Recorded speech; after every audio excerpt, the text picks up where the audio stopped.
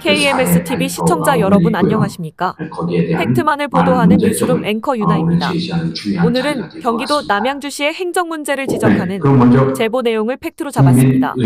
남양주시 화도읍 창현리의 한 건축물에 대해 2005년부터 2006년까지 공무원들이 직무를 위반하고 법령과 규칙을 무시한 채 7차례에 걸쳐 공전자 기록을 위조 변조한 사실이 확인되었습니다. 이로 인해 원래 존재했던 일반 건축물 대장은 폐쇄되었고 건축주도 없는 가짜 집합 건축물 대장이 만들어졌습니다. 제보인은 남양주시 공무원들의 계획적이고 고의적인 범죄 행위를 규탄하며 해당 건물의 잘못된 건축물 대장을 폐쇄하고 원상 회복할 것을 강력히 촉구하고 있습니다. 이 사건으로 인해 제보자는 소유권 말소와 등기 신청이 불가능해졌으며 이를 바로잡지 않는 남양주시의 행정을 직무유기로 규탄하고 있습니다. 현장으로 카메라를 옮깁니다. 끝까지 시청을 바랍니다. KMSTV 유나입니다. 네, 오늘 ES 시청 사례 발표 세미나인데요. 저는 처음에는 반부패 국민청렴운동본부에서 ES와 관련한 기연서를 요청을 받고요. 한 2달 됐습니다. 확정됩니다. 기여연설문 써서 보낸 지는 지금 한 보름 됐습니다. 근데 저는 이번 서울시 교육감 선거에 출마했기 때문에 선거법을 철저히 지켜야 되고요. 그래서 원고를 보낸 대로 그냥 읽겠습니다. 원래 원고를 보고 읽는 거 좋아하지 않는데 또 자유롭게 얘기하다가 실수할 수도 있고 해서 원고대로 하고 이번 선거 얘기는 일절 하지 않을 것이고요. 뭐 지지 물론 발언이나 뭐 이런 호소 같은 건 하면 안 되지 하지 않겠습니다. 서적의 반부패 투명 사회를 위한 ES 시청 사례 해야 될 제도적 조치 이런 것들만 말씀드립니다. 예, 한국 사회 우리나라의 부패 비리 문제가 언제 어떻게 시작되겠습니까? 저는 그 뿌리를 개발 독재에 의한 경제 성장이 급속하게 이루어졌기 때문이라고 봅니다. 여러 가지 이유가 거기서부터 됐던 거고요. 우선 개발 독재에 의한 경제 성장이 급속하게 진행됐지만 거기에 수반돼야 할 정신문화, 윤리의식, 시민의식이 따르지 못한 것입니다. 왜 그랬을까요? 개발 독재, 시민사회의 존재를 너무 옥죄했고 했기 때문에 정신문화가 그만큼 이렇게 발달하지 못한 것입니다. 만약에 자유로운 그 민주적인 방법으로 경제 성장을 이뤘더라면 그만큼 시민사회도 발달했을 것이고 두꺼워질 것이고 시민정신, 지금 요새 얘기 많이 하는 깨있는 시민, 깨시민 정신이 그만큼 또 융성했을 거 아니겠습니까? 너무 정치적으로 억압하는 그 언론 자유, 저는 원래는 언론인 출신입니다. 그러다가 불의의 강제 해직을 당해서 5.18 광주 시민항쟁 때에 그 엄청난 그 사건을 제대로 보도하기 위한 자유언론 투쟁, 동아일보인데요, 동아일보. 그때만 해도 동아일보는 무조건 전국 1등 신문이었고요. 지금은 많이 다르고. 지금은 제가 동아일보 기자 논문 이렇게 쓰면 후배들이 뭐라고 하냐면 선배님, 동아일보 기자 과로치고 80년 강제 해직 이렇게 꼭 경기하셔야 합니다. 왜냐하면 오해받고요. 지금 동아일보가 그렇게 잘하는 신문이 아니지 않습니까? 물론 동아일보 독자 지금도 2위의 신문입니다만 그렇게 하고 그때 동아일보에 3, 4년 차 80년대에 기자였는데 엄청난 그 상황을 국민들에게 전달하지 못하는, 보도하지 못하는 언론, 그 존재에서 뭐 하겠습니까?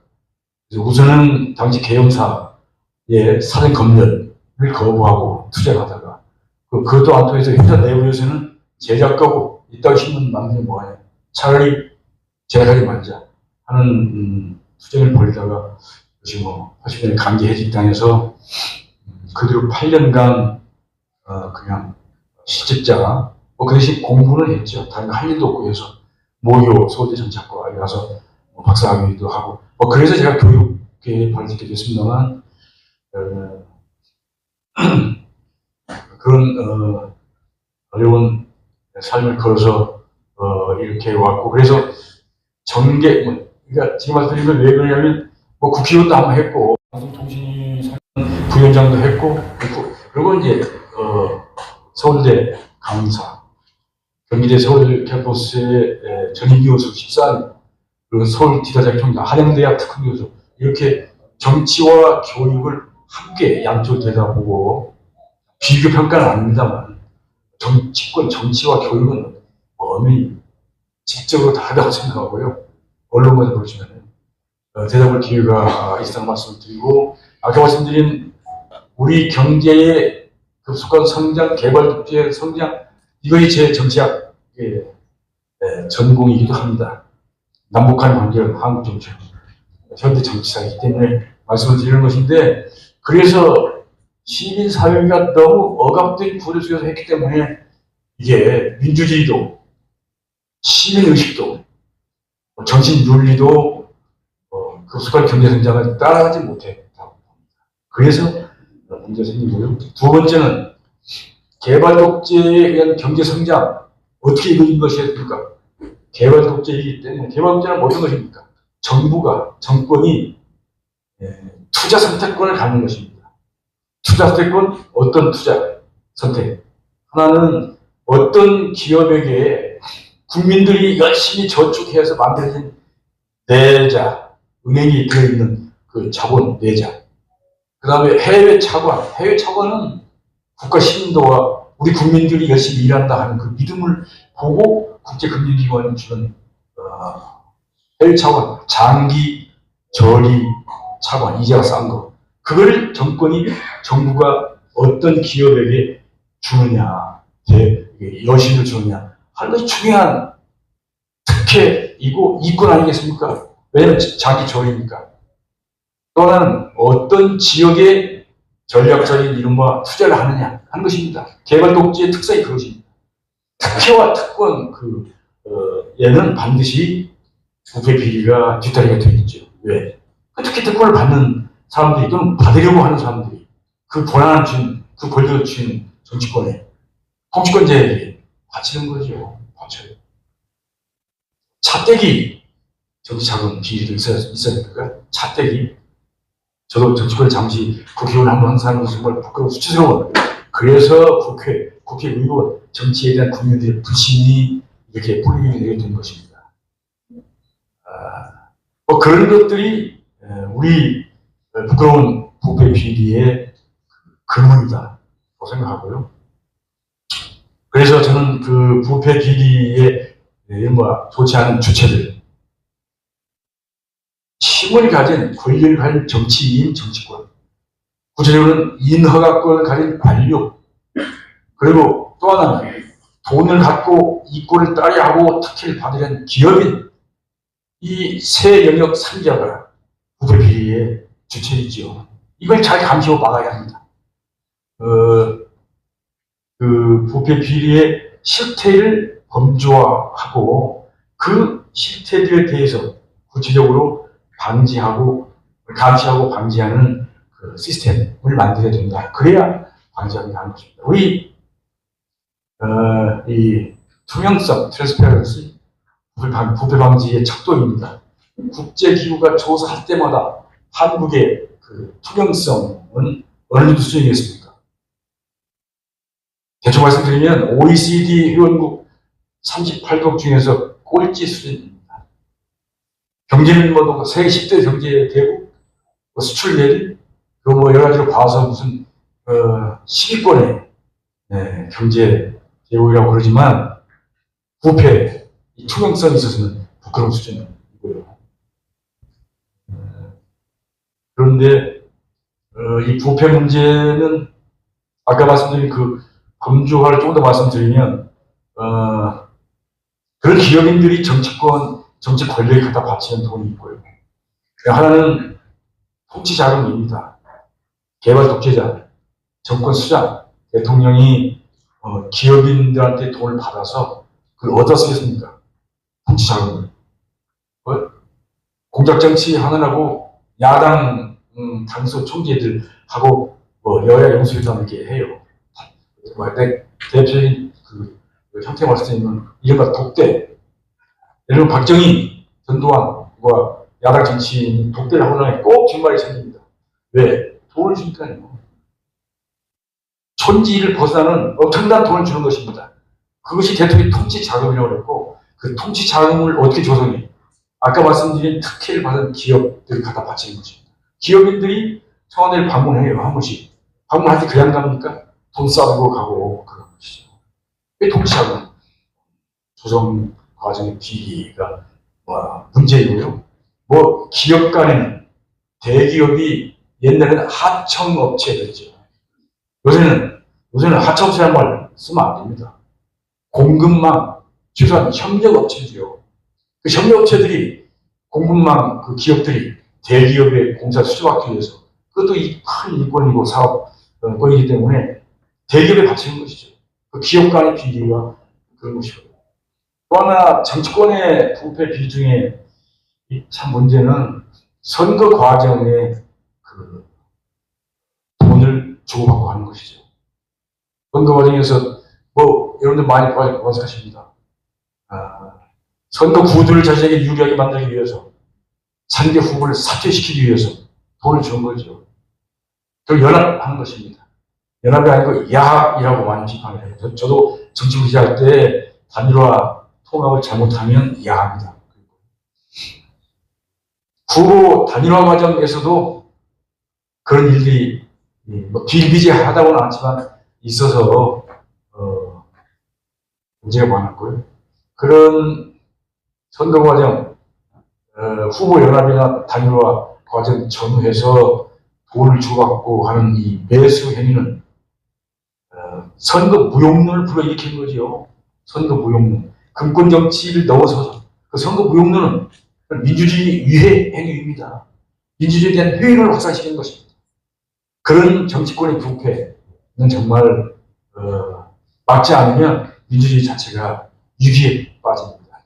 그런 그 범주들을 정리해놓고 이것을 어떻게 감시하고 방지하는 장치, 시스템을 만들 것이냐 하고 고민해야 할 것입니다.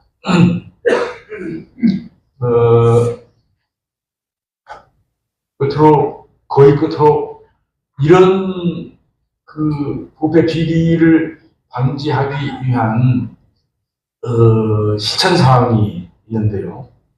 여러분들 잘 아실 오늘날 새로운 세계적인 시대 조류는 ESG입니다. 오늘 여기 제목으로 나와 있는 ESG 실천사례죠. ESG, E 환경, S 소셜 사회공헌, G 가버넌스 지배구조의 투명성인데요. ESG 실천 항목 중에 대표적인 것은 2010년 발표됐고 지금 널리 통용되고 있는 ISO 26000이라는 게 있고요. ISO는 국제 표준화 기구 26000. 그때 참여 국가 77개 국가들하고 논의했고 투표 93%의 지지를 얻어서 발표합니다. 그때는 2010년도는 주로 기업의 사회적 책임입니다. 7대 의제, 인권, 노동관행, 공정거래, 환경, 친환경 사업, 아까 말씀드린 지배구조의 투명성, 그리고 지역공동체 참여 공헌, 그리고 소비자 이슈, 이 7대 의제를 기업들이 어떻게 실천하느냐에 따라서 사회개혁, 역시 국민 행복이 좌우된다고 발표했습니다. 또 하나 여기 곁들여 말씀드릴 거는 UN 산하기구, ESG에 관련된 산하기구로 지속가능 해법 네트워크가 있습니다. 이 지속가능 해법 네트워크는 매년 우리나라 유정자들이나 이쪽에는 골치 아플지 모르지만 세계 한 8, 90개국을 대상으로 국민 행복 지수를 조사해서 발표합니다. 그 중에서, 아니, 89개국이 아닙니다.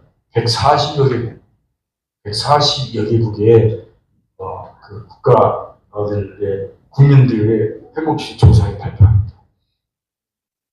여기서 우리가 몇 위나 될 것 같습니까? 140여 개국의 대상 중에서 항상 50위권 후반에 57위 한 번 했고 59위 한 번 했고 2022년 아마 59위 2023년 작년에 57위 그걸 정말 이 OECD 회원국 중에 최하위 부끄러운 노릇이고요. 그런데 그 유엔 산하 주관 해본 네트워크의 행복지수 조사 항목을 알아야 되는데요.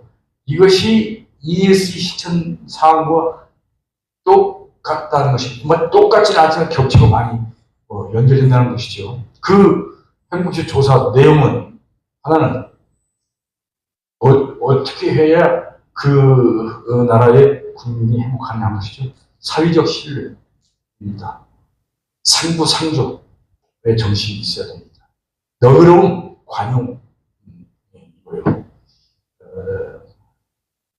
자유 있는데요. 자유는 그냥 자유가 아닙니다.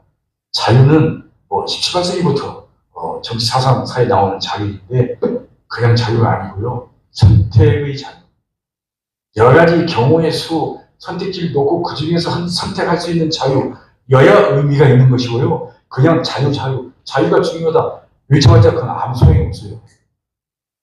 특히 정권 담당자일수록 정책을 내놓고 국민들이 선택할 수 있는 자유, 복지 정책 내놓고 그 중에 뭐가 좋으냐, 의사 정원 문제 내놓고 어떤 것이 좋으냐 선택해라고 해야지 일방적으로 그냥 밀어붙이고 하면 문제가 생기는 것이죠. 지금은 민주화가 많이 진행됐습니다. 그런 것이죠. 그 다음에 또 빈부격차입니다. 빈부격차가 적어야 그 국민들이 행복합니다. 우리나라 지금은 예전에 많이 나서는데요. 1% 대 99% 많이 쓰지 않았습니까? 1% 대 99%. 국부의 60% 이상이 1%에 몰려있다. 60% 이상이. 99%는 말이 좋아, 중산층이 얼마 안 돼요. 다 어려운 근황층이고요. 그래서 우리 국민 2세들, 우리 결혼 못합니다. 내가 살기도 바빠요. 결혼한 사람들도, 직장생활 어렵고요. 승진 경쟁이 너무 각박하고요. 애 못 낳습니다. 이게 왜 그렇습니까? 너무 비인간적, 몰인간적 경쟁주의 때문이죠. 또 있습니다. 국민소득 수준이 중요하죠. 행복지수로. 그런데 그 국민소득, 그냥 또 절대적 개념의 국민소득이 아닙니다. 구매력 기준의 국민소득. 양파 한 달에 얼마 하느냐? 이게 중요하지 않습니까? 그냥 국민소득, 우리가 세계에 한 11위 갈 것입니다. 그러나 그 국민소득을 가지고 시장 바구니를 얼마 채울 수 있느냐? 구매력 기준의 국민소득이 중요한 것입니다. 그래서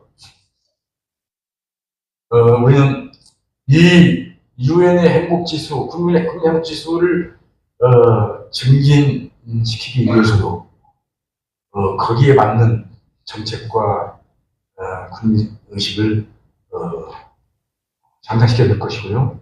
아까 말씀드린 ESG 실천 교육과 함께 일반 깬 시민들이 앞장서 주도해 나가셔야 우리의 국민 행복지수는 증진될 수 있다는 말씀을 드리고 그 중에서 오늘 말씀드린 부패 비교 관련된 것은 ESG 실천 항목 중에서 부패 비교 관련된 게 뭐겠습니까? 공정거래와 경영 지배 구조의 투명성이죠. 그 두 가지만 제대로 하면 돈을 따로 어디다 줄 수가 없어요.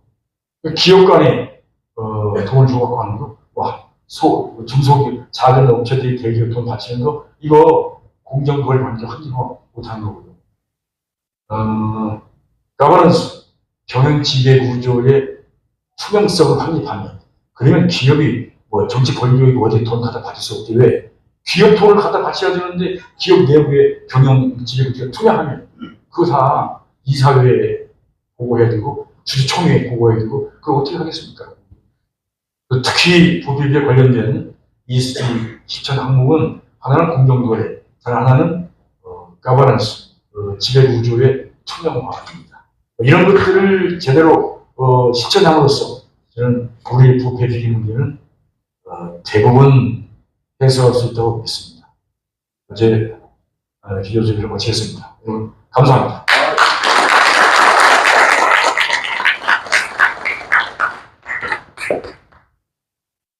네, 김재용 ESG 실천 국민연대 상임의장님의 기조 연설을 들으셨습니다. 네, 이제 ESG 실천 국민 운동을 위한 본격적인 반부패 실현을 어떻게 할 것인가, 여기에 대한 아주 적합한 그 사례를 여러분들과 함께 하겠습니다.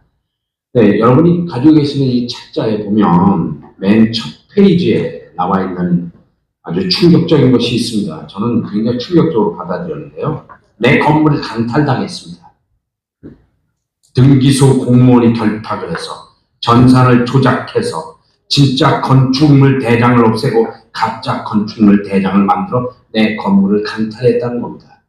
네, 오늘 그 사례 발표자이신 장문순 여사님께서 얘기해 주시겠습니다. 네, 모시겠습니다.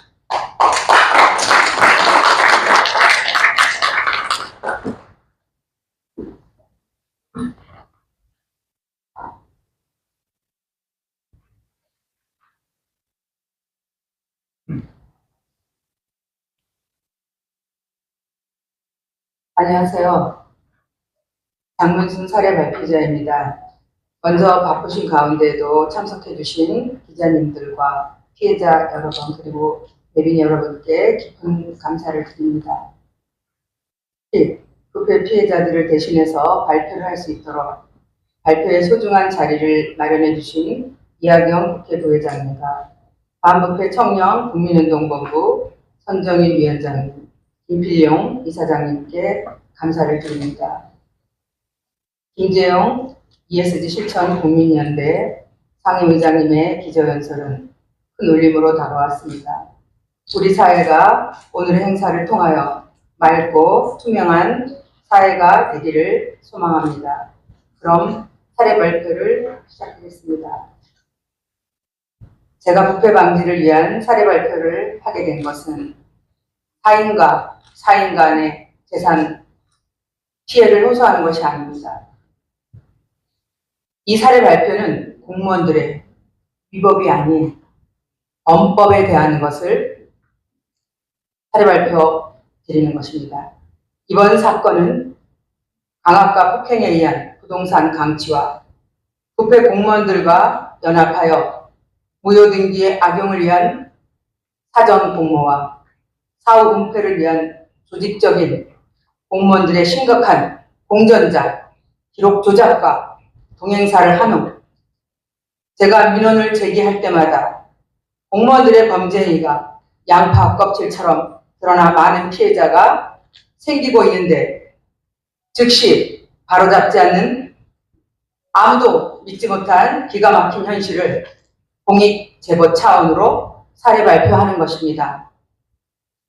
이 사례는 진짜 많은 분들이 그동안 이런 사례가 이런 건축물 대장을 7차례나 일반 건축물 대장을 전환은 나누는 걸로 구분 건축물, 그러니까 집합 건축물 대장이라고 하죠. 나누고 그거를 합하고 또 다시 나누고 합하고 가짜 건축주를 탄생해서 불법 등기에 사용하고 다시 몰래 되돌려놓고 행정처벌하고 하고 다시 또 그거 은폐하기 위해서 일반 건축물 대장 족보를 전산 폐쇄 멸실시키고 보존 등기자도 안 씌운 가짜 집합 건축물 대장에 의해서 가짜 집합 건물 등기가 만들어진 사용 승인자도 없고 보존 등기자도 없는 이중 등기를 만들어 그 사이에 그 7차례 공전자, 입행자 행위 안에 이 건축주를 가짜로 바꾼 후 절대 우리나라 등기법상 절대 소유권자가 될 수 없는 저당권이 소멸된 저당권을 가지고 소유권으로 이용해버리고 그거를 은폐하기 위해서 이런 행위를 하고 아직도 직권 폐쇄 안 지키고 있다는 이 자체는 심각한 겁니다. 이거를 믿고 거래한 모든 부동산을 거래하는 사람, 매매하는 사람, 이걸 믿고 거래한다면 많은 피해자가 생길 것이고 우리나라 건축물 대장과 등기는 공신력이 없습니다. 국가에서 절대 보호해주지 않습니다. 공시력만 있을 뿐입니다. 그러면 그걸 믿고 거래하면 다 보호를 받지 못하니까 그런 것들을 악용해서 이런 파렴치한 행위를 하고 있는 상대와 그들과 같이 공모해서 이런 수차례 행위를 공전자 유변작을 하고 동행사를 하고 은폐하고 바로잡지 않는 이 기가 막힌 현실을 제가 법령과 규칙과 판례를 제시하면서 증거, 정보공개 자료 너무 많습니다. 그러나 시간상 제가 두서없지만 좀 이렇게 말씀드리는 부분, 저는 지금 여기 남양주 시청이든 법원이든 다 와서 저한테 있는 자리에도 저는 떳떳하게 모든 것 증거로 위해서 말씀드리는 겁니다. 저는 오랫동안 2005년도에 2003년도에 매입한 이 건물을 2005년도에 저희 회사에 분양을 목적으로 채권을 회수해줬다고 하는 깡패 조직한테 강탈당한 이후에 공권력의 보호를 받지 못했습니다. 그리고 제가 오랫동안 원인무효 소송을 하여서 원상회복의 판결을 받았음에도 원상회복을 하는 과정에서 이렇게 건축물 대장을 조작해서 빨리 자기 재산권을 가짜 지네가 뺏은 재산권을 돌리기 위해서 이런 공무원과 이렇게 해서 가짜 소유를 탄생시키고 그거를 은폐하고 진정한 원인무효 판결에 의해서 등기를 받은 사람을 가짜라고 하고 판결에 송달, 확정주면, 집행문 다 해서 된 사람과 가짜 소유권자를 방어하고 있는 이 카르텔 뒤에는 누가 있는지 그것이 알고 싶습니다. 제가 이제 이 휘트를 떼우면서 제 말씀을 제가 드리겠습니다.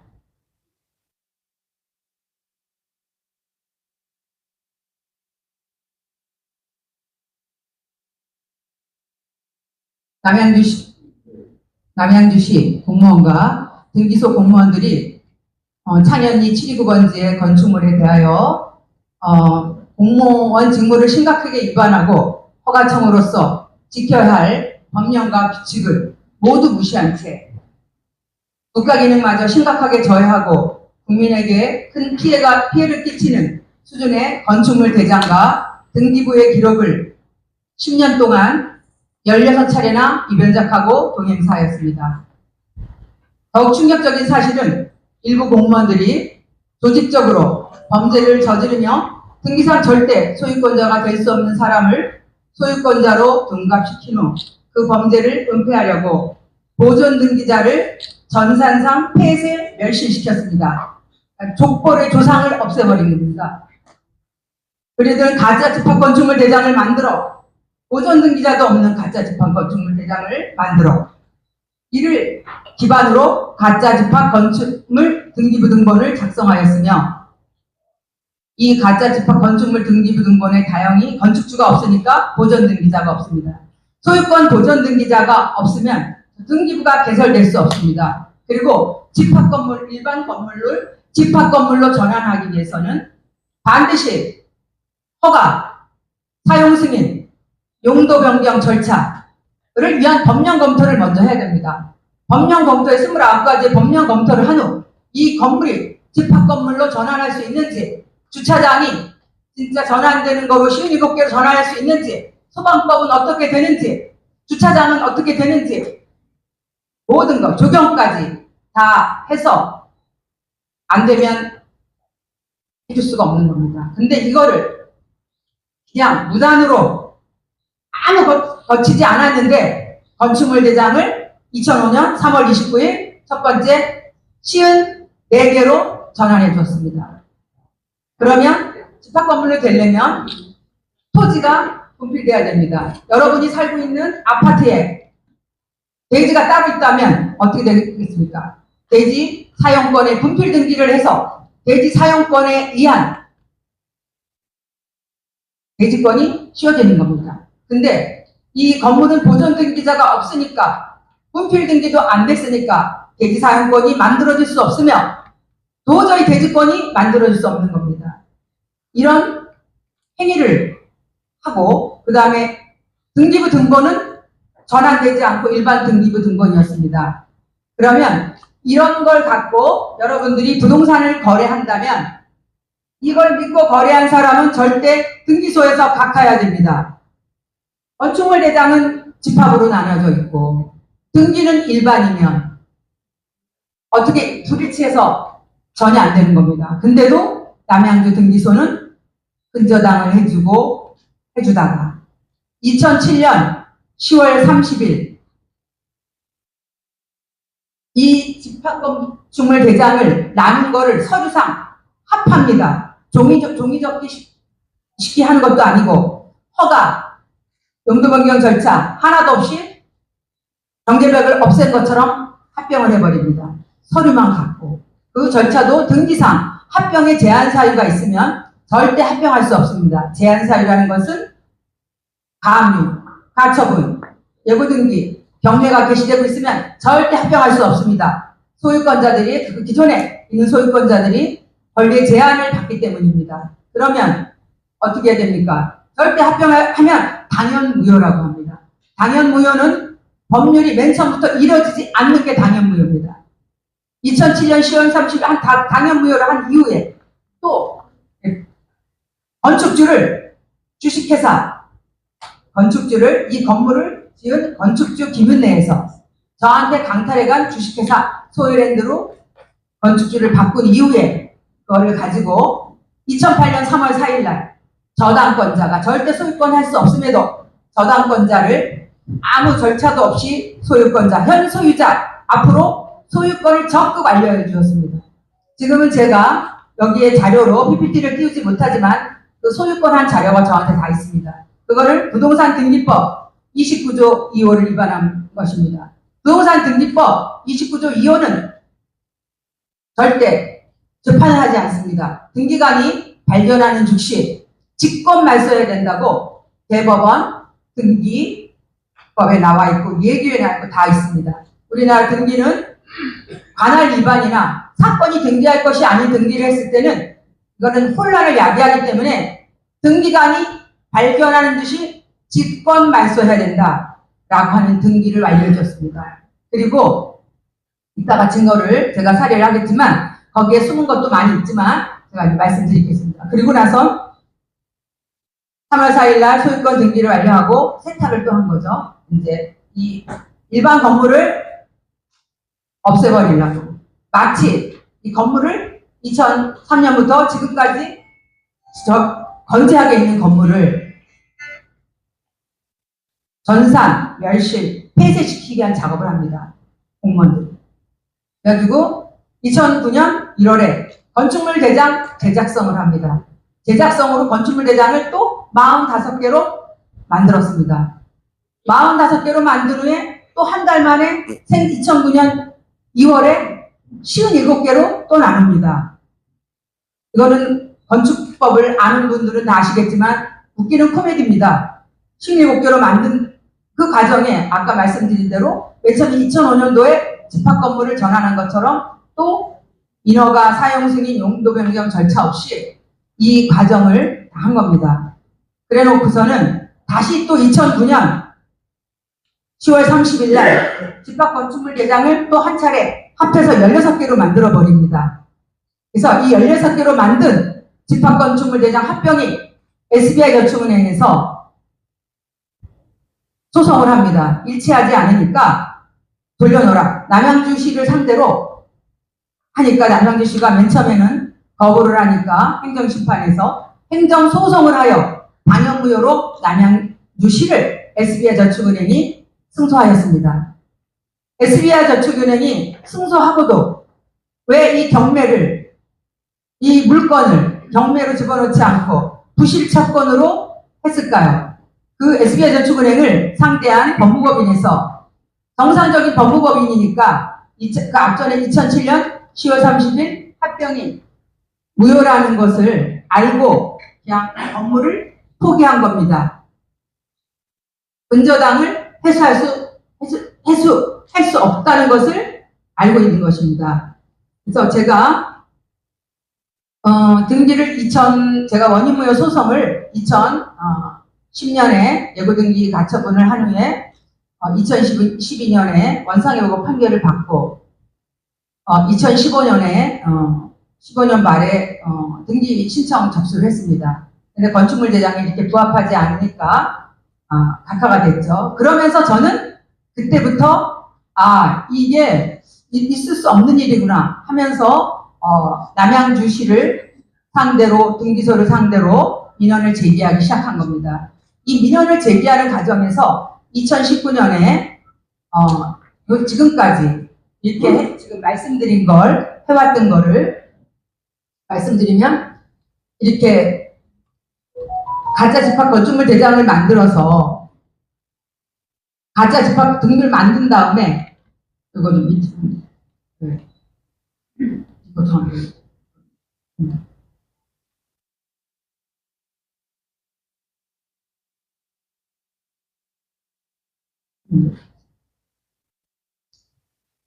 제가 대법원 확정 판결에 따라 집합 건물의 소유권 말소 및 소유권 이전 절차를 진행하는 과정에서 관련 문서인 건축물 대장과 등기부등본이 위배된 조작된 사실을 발견하였습니다. 그래서 현재 등기상 소유자가 이 사건 부동산에 소유권 이전 등록을 절대 할 수 없는 자이고 소유권 이전 등록 행사한 후에 조건을 없애버렸기 때문에 제가 이런 사례를 갖고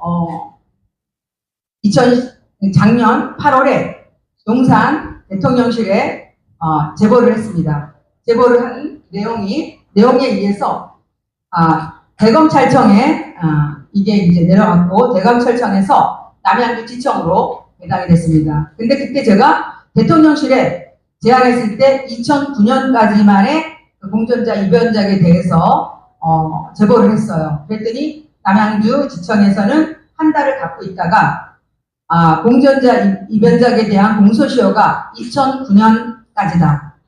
공소기각이다. 그래서 제가 간과했던 게 있더라고요. 2016년에 1월에 남양주시청에서 원상회복한다며 다시 공전자 입연작을 한 부분을 간과했어요. 그리고 이 우리나라 건축물 대장은 위법 건축물로 찍혀 있으면 절대 인허가 모든 행위를 할 수 없습니다. 근데 남양주시청은 무슨 특별법에 있는 아주 그런 행정청인지 몰라도 이거를 또 빨리 원상회복한다고 해준 겁니다. 그래서 그걸 갖다가 제가 다시 대통령실에 국민소통실에 제출을 했어요.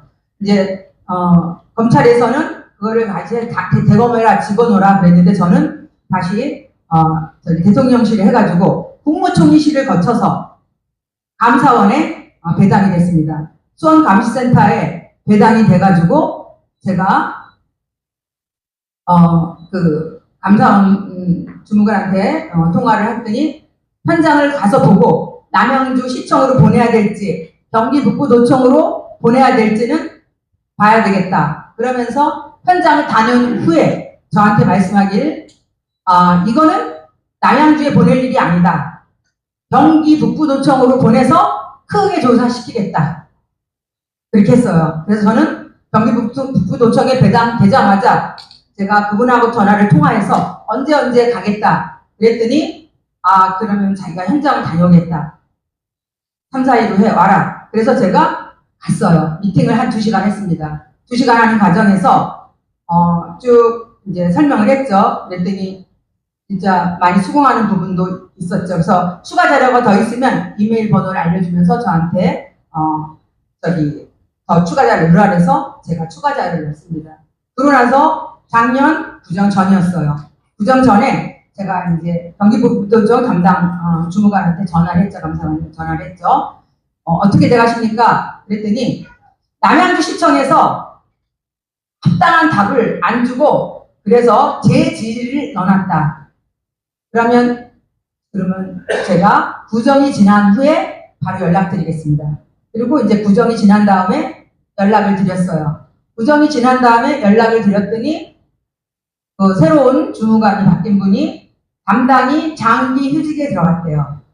장기 휴직에 들어갔으면서 답변서를 그날 제출한 걸 저한테 보내줬어요. 답변서에는 제가 7차례 이 공전자 입연작에 남양주시청에 공전자 입연작에 대한 거를 제출한 부분에 대해서 5차례는 엄중주의 조치, 2차례는 언급을 안 한 겁니다. 심각한 집합 건축물 대장에 대해서는. 그래서 제가 엄중주의 조치가 뭡니까? 그랬어요. 그랬더니 너 잘못했으니까 다시는 그러지 마. 그러는 거래요. 예? 그냥 다시는 그러지 마. 그래서 기가 막혀서 제가 다시 그거를 갖다가 감사원법에 징계할 수 있고 고발 조치할 수 있는데 어찌하여 이런 거를 안 했습니까? 그리고 왜 2005년대 건축물 대장이나 공전자 입연작하고 허가 없이 바꾼 부분에서 일어난 거 언급하지 않았습니까? 라고 해서 제가 제지서를 넣었어요. 제지서를 넣었더니 또 똑같은 비슷한 답변을 하면서 기가 막힌 감사원으로서 절대 경기북부도청 감사원으로서는 절대 해서는 안 될 직무유기 허위 공문서 작성해서 동행사한 겁니다. 제가 그 자료에 보면 감사원에 한 거를 감사원에 받은 거 제가 1차 받은 거 올려드릴게요. 그거에 대해서 반박되는 증거를 지금 다 알려드릴 겁니다. 우리나라 감사원이 이렇게 흘러간다면 우리들은 진짜 이런 피해를 본 사람은 누구한테 호소해야 되며 이런 게 반복되는 과정에 있다면 진짜 이건 나라가 아닙니다. 예. 밑으로 감사원 그거는 말이야. 요거 다음.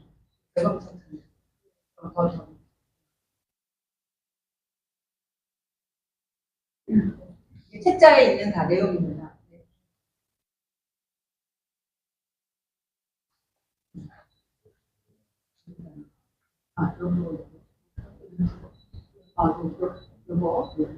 제가 감사원에 했던 자료 중에서 남양주 시청의 직무유기 그리고 자백한 자료를 제가 이제 감사원에 했었어요. 이 건축물 대장을 전환하고 합병하기 전에 법령 검토와 관련하여 관계 부서와 협의한 사항이 있느냐고 했더니 부존재하대요. 허가청에서 작성한 현장 조사를 정보 공개 요청했지만 또 부존재하대요. 허가청인 남양주시청이 7차례나 건축물 대장을 전환하고 합병 처분하면서 건축물 대장의 등록 시 실제 현황과 합치되는지 여부를 확인한 현장 조사서에 대해서도 정보 공개 요청했더니 또 부존재하대요. 그리고 건축사한테 모든 것을 위임하여 처리한다는 건축과장의 답변은 정말 황당합니다. 황당합니다. 이 화동 729번지 건축물은 2002년도에 정상적으로 사용 승인이 돼서 기존 건축물 증축을 하지 않고 건축물 대장 전환 합병 전유부를 변경한 바 이는 사용 승인 대상이 아니었음을 알려드립니다라고 허가청에서 저한테 답변을 했습니다. 이거는 웃기는 코미디입니다. 어떻게 이 건물이 대지가 328평의 근생에 건축물이 1570평입니다. 지하 2층입니다. 이 부분이 허가사항이 아니라고 한다면 이건 대한민국의 이 건축법을 완전히 법령 규칙 진짜 난리 날 일을 남양주시청에서 답변한 겁니다. 좀 이따 PPT를 알려드리고 여기에 그렇죠.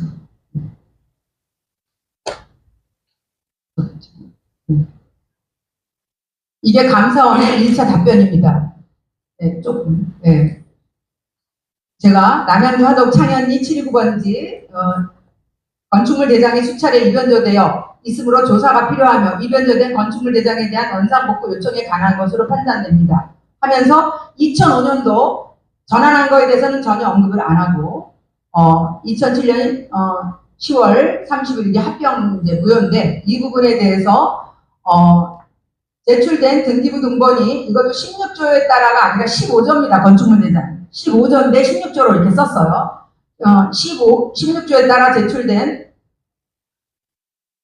등기부 등본이 구분 건물 등기부 등본이 아닌 일반 건물 등기부 등본인데도 이와 관련하여 보완 없이 2007년 10월 30일 건축물 대장이 합병 처분된 것을 확인하였으며 또 2009년 10월 10일 이렇게 두 차례 합병하는 겁니다. 해당 건축물의 소유권자가 집합 건물의 전유 부분을 합병하기 위하여 도시건축가로 제출한 합병 신청서 및 첨부 서류를 확인한 결과 같은 규칙 17조에 따른 첨부 서류 및 건축물 현황도 해당 층의 평면도 및 단위 세대 평면도가 제출되지 않은 상황과 건물 등기부에 가처분, 가압류 또 이런 있음에도 부동산 등기법에 위반한 합병을 한 거에 대해서 엄중주의 조치라고 했습니다. 다만 상기 2009년 10월 19일 집합건축물 대장 전유부 합병은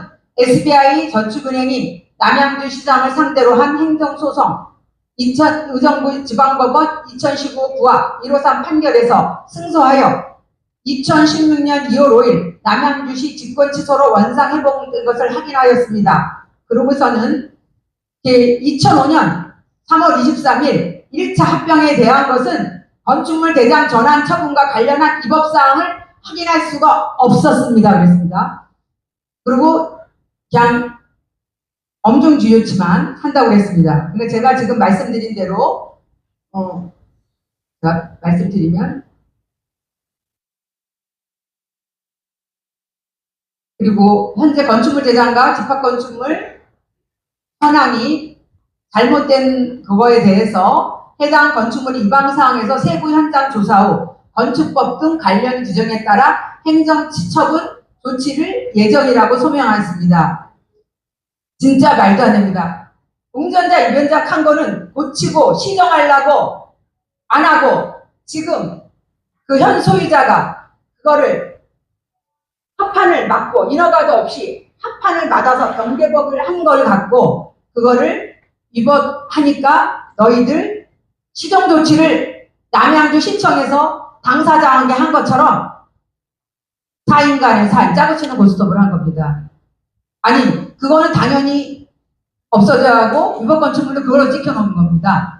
그래놓고선 이거를 갖다가 원상태에 2005년도에 만든 거 이후부터 지금 생성된 집합건축물 대장이 등기부 등본이 가짜이고 이중등기입니다. 여러분 거래할 때 미등기가 뭡니까? 소유권 보존 등기하면 아무 거래를 할 수가 없어요. 설정하는 것도 다 무효예요. 근저당도 해주면 안 돼요. 근데 계속 해줬어요. 지금까지 해줬어요. 그러다가 제가 대통령실에 계속 했던 것이 그 남양주시도 가서 하니까 지금 경매를 취소시켰어요. 2016년에 경매 진행됐던 걸 제가 2019년에 대법원 판결을 놓고 경매계에다 제가 너희들 이 건물을 갖고 경매를 하거나 그러면 경매계 모든 사람을 내가 관련자는 고발 조치하고 하겠다라고 했는데 정지했다가 스물스물 빨리 세탁하려고 하다가 이게 경매가 안 되는 거예요. 이 법원 감정평가서에 다 나와 있잖아요. 구분이 안 된 거를 경매를 하면 낙찰을 받아도 무효예요. 그래서 낙찰 받은 사람은 다 여태까지 피해 회복을 못하고 있어요. 이런 심각한 상황이고 그리고 10년이 가도 무효예요. 이런 거래에서 절대 할 수 없는 거를 그냥 마치 지금 현 소유자가 이 건물을 갖고 그냥 만만세 오랫동안 그냥 네가 건저당하고 없애버리고 그냥 부귀영화를 누리게 그런 불법 이득을 장기적으로 누리게 하는 그 이유와 그 뒷배경 속에 어떤 카르텔이 있는지 진짜 이건 밝혀져야 되는 겁니다. 그리고 저는 제가 여기서 아직 말씀드리지 않지만 그 언론인 여러분께서 저한테 증거를 요청하면 제가 남양주시 공무원들과 수차례 대화 통화한 녹취록이 다 있습니다. 그들은 이 지금 현장에 있는 때때마다 한 그 주사보들은 무슨 죄가 있습니까? 그 위에서 해놓고 그 사람들 얼마나 진짜 힘든 겁니다. 그들 때문에 내가 고소를 못하는 겁니다. 행위 한 잔은 앞에 있고 그거 눌러버리고 힘들고 오죽하면 감사원을 가져가면 안 돼요. 이게 저기 우회로 보내주세요. 그냥 남양주로 보내면 똑같이 또 건축가로 내려오니까 우회 감사원으로 가져가세요. 그리고 결혼식 날도 진짜 며칠 전에도 또 어떤 주무관은 밤새 10시까지 있다가 진짜 해주려고 노력하고 어떨 때는 해줘야 되는데 우리 뜻대로 될 것 같아요. 그러다가 2달 있다가 또 그러고 이런 차례를 2019년부터 제가 진짜 올 초까지 반복을 해서 왔습니다. 그래서 제가 이 기자회견을 하게 된 거는 심각한 겁니다. 이건 진짜 심각한 겁니다. 저거를 갖다가 이 부동산 등기법, 민법, 민사소송법, 건축물 대장 규칙, 집합건물법, 건축법, 또 이 건축물 대장 규칙, 모두 소방법, 모든 것을 허가청에서 법령대로 해야 돼. 그들이 허가청의 모든 것을 어기고 몰래 허가낸 것도 아닙니다. 그냥 허가 절차, 사용 승인 절차 아무것도 안 하고 7차례 종이식으로 접었다 폈다 하는 겁니다. 그러면 누가 일반 건물을 공사를 해서 구조상 이용상 나누고 그거를 허가상 준공을 기다리고 많은 돈과 시간을 쳐들여서 그 일을 하겠습니까? 그냥 이렇게 짜고 치는 고스톱식으로 지네들이 이렇게 해준다면 지금 많은 사람들이 다 그렇게 할 수 있는 겁니다. 근데 자기 반성도 하지 않아요. 이거는 행정청의 자기 반성으로 직권 취소를 해야 되는 겁니다. 행정법에 다 나와 있습니다. 이거는 혼란을 야기하고 많은 피해자들을 진짜 여기에 많은 피해자들이 많이 발생돼 있습니다. 근데도 아까 말한 공신력 때문에 피해 회복을 못하고 있습니다. 그들도. 하지만 저는 제가 등기를 하면 다 그들은 직권 말소입니다. 그리고 저는 판결에 여기서 제가 이제 마지막으로 말씀드릴 게 있습니다. 제가 재판을 하면서 건축물 대장이 등기가 이렇게 조작된 건 줄 모르고 소송을 했습니다. 소송도 저도 우리나라 7째 손가락의 안에 들어가는 법무법인을 했어요. 근데 이 토지는 그대로 있고 일반 건축물 대장과 등기 정상적인 거는 창고로 전산 멸실 폐쇄시키고 가짜가 된 것을 모르고 일반 등기를 갖고 재판을 해야 되는데 그거를 모르고 소송을 했어요. 판사님은 알았을 거예요. 근데 저희가 주장하지 않으니까 원상하격 판결을 해주면서 별지 목록 1위 토지입니다. 어떻게 집합 건물에 토지가 따로 있는 거 못 보셨죠? 저희는 토지로 제가 원인무효 판결을 받았어요. 원인무효 판결 받아서 지금 현재 집합 건물은 지상권도 없고 대지권도 없어서 빨리 폐쇄해야 되는 건데 거기에는 제가 이긴 이 건물을 지은 족보가 있는 사람을 다 빼고 가짜들을 쫙 해놨어요. 그러니까 제가 직권말소할 수 없겠죠? 그러니까 거기에는 가짜니까 판사님께서 가짜니까 이 가짜인 사람 상대로 재판을 하면 안 돼요. 이거는 무효등기니까. 그래서 저는 그걸 모르고 그냥 계속적인 이 집합건물에 대한 상대를 띄려고 계속적인 헛소송을 했던 겁니다. 근데 가장 분노할 일은 뭔지 아세요? 지금 남양주시청과 등기소가 이 가짜, 지네가 만든 카르텔을 만든 가짜를 보호하기 위해서 지금 진짜를 제가 판결에서 그 끄트머리에 대해서 직권말소 사항에 대한 원인무효 소송에서 직권말소를 당해야 될 사람한테 소송을 하면 기각을 시켜요. 그냥 직권말소는 피고 적격을 삼으면 안 돼요. 그거를 제가 계속해서 알게 된 거예요. 근데 그거를 방패 카르텔로 삼아가지고 오랫동안 저를 왕따를 시켜버렸어요. 근데 저는 포기하지 않았어요. 법령 구칠, 대법원 판례, 민사소송법, 모든 법관들, 법무사 오는 걸 제가 진짜 달달달달 보고 판례를 공부하고 그래서 제가 다 이거 제가 다 쓴 겁니다. 다 제가 조언을 받은 부분은 우리나라 최고의 공식법 박사, 우리나라 부동산 법무사를 가르치는 연수원 교수, 또 상급 서기관, 남양주시청에서 했던 서기관, 그리고 진짜 진짜 핵심 있는 그분들이 그랬어요. 이 건물이 수천억짜리입니까?